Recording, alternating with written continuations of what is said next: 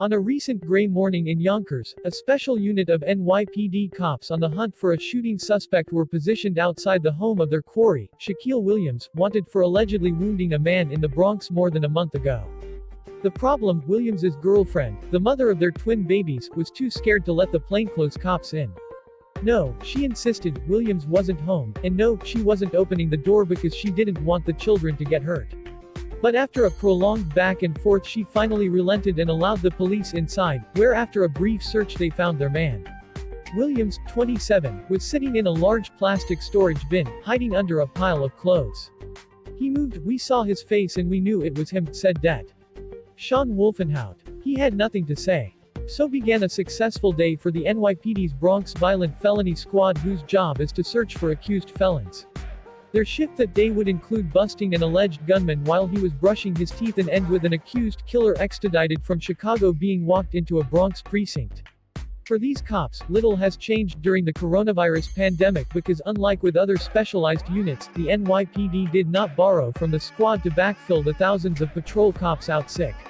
So aside from wearing masks, it's business as usual, shifts that often start at 3 a.m. and days in which searches come up empty, or the squad hits the jackpot.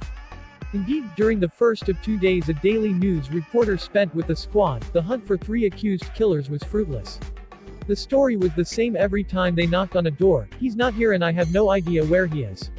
Unless someone's life is in danger, squad members don't knock down doors, so success depends on getting whoever is home that day to cooperate. Some people will just lie to you, and it's a terrible lie, Det. Joseph Parchin said. You know they're lying and they know they're lying, but that's what they're sticking with and there's nothing I can do about it.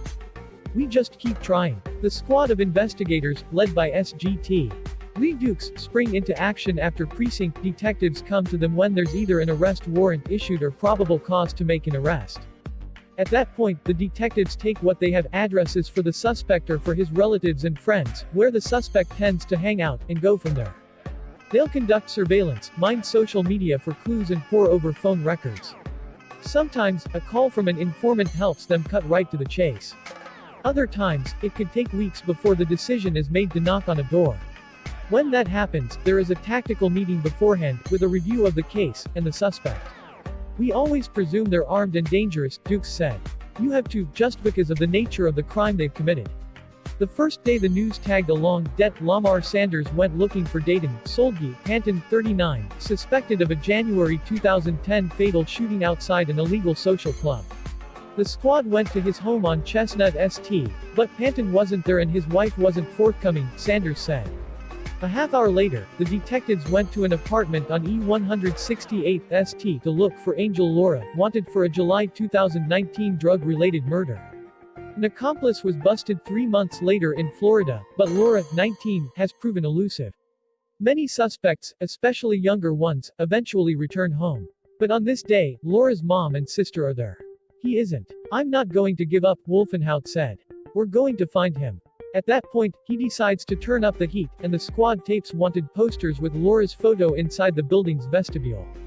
You've been living there for years and the next thing you know all the neighbors now know what's going on, he said. I'm sure the family is not going to be happy about that. Bingo. The lawyer calls the next day and promises to surrender Laura the day after that. Wolfenhaut's brother, Det. Jason Wolfenhaut, is also a member of the squad. He recently had 2 suspects in the same case surrender on separate days. Sean Wolfenhaut isn't so lucky. Laura doesn't show up the day the lawyer promised, or any day since then.